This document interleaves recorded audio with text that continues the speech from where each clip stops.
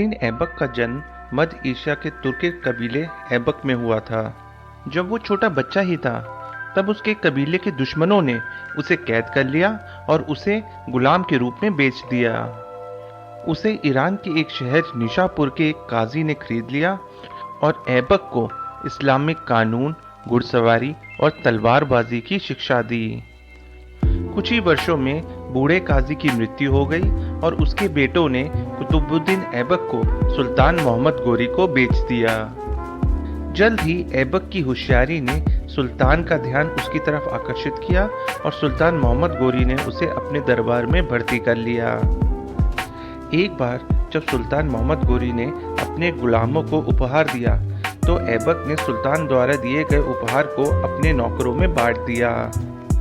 उसके स्वभाव से प्रभावित होकर सुल्तान मोहम्मद गोरी ने उसे शाही अस्तबल का प्रमुख बना दिया। उस समय मोहम्मद गोरी का ख्वारिज़्म के शासक सुल्तान शाह के साथ खूनी संघर्ष चल रहा था। इस संघर्ष के दौरान मोहम्मद गोरी ने कुतुबुद्दीन ऐबक को घोड़ों के रख रखाव के साथ साथ उनके चारे का इंतजाम करने की भी जिम्मेदारी दी थी। एक दिन घोड़ों के लिए चारों का इंतजाम करते समय उसे सुल्तान शाह के सैनिकों ने पकड़ लिया और उसे जानवरों के पिंजरे में बंद कर दिया। मोहम्मद गौरी ने सुल्तान शाह को जल्दी हरा दिया, लेकिन जब गौरी ने ऐबक को पिंजरे में कैद पाया, तो गौरी उसकी बुरी स्थिति देख के बहुत प्रभावित हुआ। रिहा होने के बाद कुतुबुद्दीन ऐबक मोहम्मद गौरी का एक खास सेनापति बन गया। 1192 में मोहम्मद गौरी ने तराइन की दूसरी लड़ाई में पृथ्वीराज चौहान को हराया, जिसमें कुतुबुद्दीन ऐबक ने एक अहम भूमिका निभाई थी। जिसके बाद मोहम्मद गौरी ने कुतुबुद्दीन ऐबक को अपने साम्राज्य के भारतीय प्रांतों का गवर्नर नियुक्त किया। कुतुबुद्दीन ऐबक ने दिल्ली से 10 किलोमीटर पश्चिम में इंद्रप्रस्थ में अपना सबसे महत्वपूर्ण सैन्य ठिकाना स्थापित किया। उसने उत्तर भारत के राजाओं के खिलाफ निरंतर युद्ध करने का फैसला भी किया। कुतुबुद्दीन ऐबक ने गौरी के अन्य महत्वपूर्ण सैन्य कमांडरों के साथ वैवाहिक गठबंधन में बंधकर अपनी स्थिति को और भी मजबूत किया। ऐबक ने 1193 में दोआब पर कब्जा करने के लिए मुरादाबाद पर कब्जा करके अपना अभियान शुरू किया। इसके बाद उसने बुलंदशहर की घेराबंदी की, लेकिन किले के सैनिकों ने उसके हमलों का मुंह तोड़ जवाब दिया, जिससे मजबूर होकर उसे बुलंदशहर की घेराबंदी उठानी पड़ी और वो वापस दिल्ली चला गया। इस हार के बाद मोहम्मद गौरी ने उसे गजनी वापस बुला लिया। वह अगले 6 महीने तक गजनी में रहा और वहां गौरी के साथ मिलकर उसने भविष्य की लड़ाई के बारे में एक नई रणनीति बनाई। 1194 में ऐबक ने एक बड़ी सेना खड़ी की और दोआब पे एक बड़ा हमला किया। उसने तेजी से बुलंदशहर और अलीगढ़ पे कब्जा कर लिया। जल्द ही गौरी भी 50,000 सैनिकों के साथ ऐबक की मदद के लिए वहां आ पहुंचा। दोनों ने मिलकर बनारस पे हमला किया, जो उस समय कन्नौज के अंतिम गंधर्व शासक जयचंद के साम्राज्य का हिस्सा था। जयचंद ने भी एक विशाल सेना खड़ी की और छंदवर के युद्ध क्षेत्र में तुर्की सेना से भिड़ गया। कन्नौज की सेना ने पूरे दिन एक जबरदस्त लड़ाई लड़ी, लेकिन दिन के अंत में एक तीर जयचंद को लग गया और वो मारा गया। उसकी बाकी बची सेना ने एक पास के किले में शरण ली। तुर्की सेना ने तुरंत किले पे हमला नहीं किया, बल्कि शाही खजाने पे कब्जा करने के लिए उन्होंने बनारस की ओर कूच किया। जल्द ही उन्होंने बनारस को लूट लिया और लूट से लदे 1400 ऊँटों के साथ गौरी गजनी वापस चला गया। जाने से पहले गौरी ने ऐबक को निर्देश दिया, जिसके अनुसार उसे उत्तर भारत को धीरे धीरे लेकिन लगातार जीतना था। जल्द ही कुतुबुद्दीन ऐबक को भारत के तुर्किक साम्राज्य पर नियंत्रण बनाए रखने में कठिनाई होने लगी। अलीगढ़ के कुछ स्थानीय सैनिकों ने विद्रोह कर दिया, लेकिन ऐबक ने उन्हें जल्दी ही कुचल दिया। कन्नौज के गंधर्वा सैनिकों ने तुर्की सैनिकों पर हमला किया और बनारस को दोबारा जीत लिया। पृथ्वीराज चौहान के भाई हरि राय चौहान ने अपने भतीजे गोविंद राजा से अजमेर का ताज छीन लिया और दिल्ली पे कब्जा करने के लिए अपनी सेना के साथ दिल्ली की तरफ मार्च किया। कुतुबुद्दीन ऐबक ने खतरे को भांपते हुए अपनी बड़ी सेना को हरि राय की सेना को रोकने के लिए भेजा। एक बड़ी तुर्किक सेना को देखकर हरी राय की सेना ने अजमेर में शरण ली। हरी राय की सेना ने तुर्किक सेना को एक कड़ी टक्कर दी, लेकिन वो तुर्किक सेना को रोक नहीं पाई। जब उसकी सेना हार के कगार पे थी, तब हरी राय ने अपने परिवार के सारे सदस्यों के साथ जौहर कर लिया।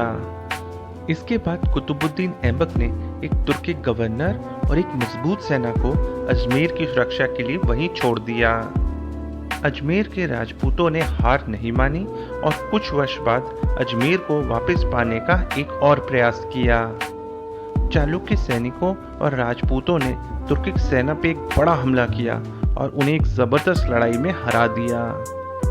कुतुबुद्दीन ऐबक विद्रोह को कुचलने के लिए दिल्ली से अजमेर पहुंचा, लेकिन उसे भी हार का सामना करना पड़ा और उसे अजमेर के किले के अंदर शरण लेने पे मजबूर होना पड़ा। कुतुबुद्दीन ऐबक की मदद के लिए मोहम्मद गोरी ने एक बड़ी सेना भेजी, जिसके बाद चालुक्य और राजपूत सैनिकों को पीछे हटना पड़ा। इसके बाद चौहान राजपूतों ने रणथंबोर को अपना मुख्य ठिकाना बनाया। 1196 में कुतुबुद्दीन ऐबक ने बयानक पे कब्जा कर लिया और एक मजबूत सेना को उसकी रक्षा के लिए नियुक्त किया। इसके बाद गौरी ने ऐबक की मदद के लिए एक और सेना भेजी, जिसके बाद ऐबक ने ग्वालियर को घेर लिया। ग्वालियर के सैनिकों के कड़े प्रतिरोध के कारण ऐबक को पीछे हटना पड़ा, लेकिन बयाना के तुर्की गवर्नर ने ग्वालियर पे लगातार हमला किया और कुछ ही वर्षों में ग्वालियर के किले पे कब्जा कर लिया। 1197 में ऐबक ने राष्ट्रकूट राजकुमार को हरा के बदायूं के राज्य पे कब्जा कर लिया और अपने दामाद इल्तुतमिश को इसका नया गवर्नर नियुक्त किया। अगले साल उसने बनारस पे फिर हमला किया और गंधर्व शासकों से उसे फिर जीत लिया। 1202 में ऐबक ने बुंदेलखंड के चंदेल राजाओं पे हमला किया। तुर्किक सेना ने बुंदेलखंड की राजधानी किलिंजर को घेर लिया और किले पे जोरदार हमला किया। चंदेल शासक परमार्दी देव ने तुर्किक सेना के सामने आत्मसमर्पण करने का फैसला किया, लेकिन उसके प्रधानमंत्री अजय देव ने उसकी हत्या कर दी और चंदेलों का नेतृत्व किया।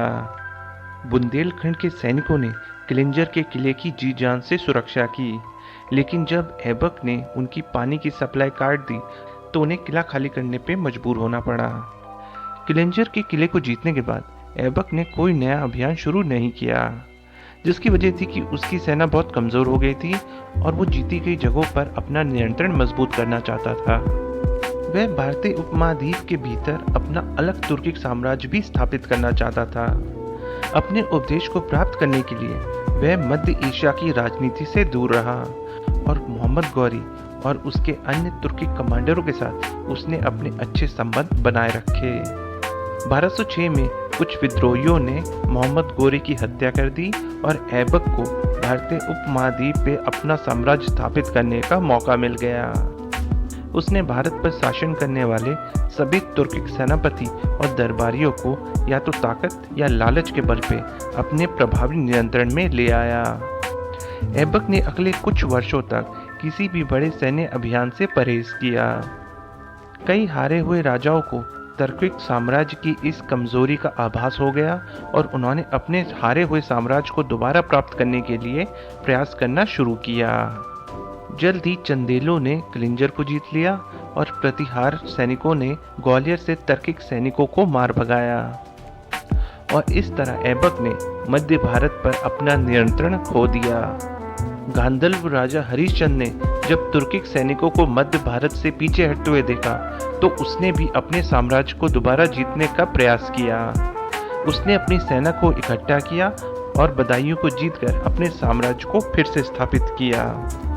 हिंदू राजा और सरदार अभी भी बड़े पैमाने पे उत्तर भारत पे शासन करते थे। ऐबक भारतीय उपमहाद्वीप के नए तुर्किक राज्य के एक बड़े क्षेत्र को अपने प्रभावी नियंत्रण में लाने में विफल रहा, जिस पर अभी भी हिंदू राजा शासन करते थे। उसने अपने साम्राज्य को मजबूत करने की कोशिश की, लेकिन 1210 में लाहौर में चौगन या पोलो खेलते समय घोड़े से गिरने के बाद उसकी मृत्यु हो गई। उसे लाहौर में दफना दिया गया और पहले उसका अनुभवहीन पुत्र आराम शाह और बाद में उसका दामाद इल्तुतमिश उसका उत्तराधिकारी बना।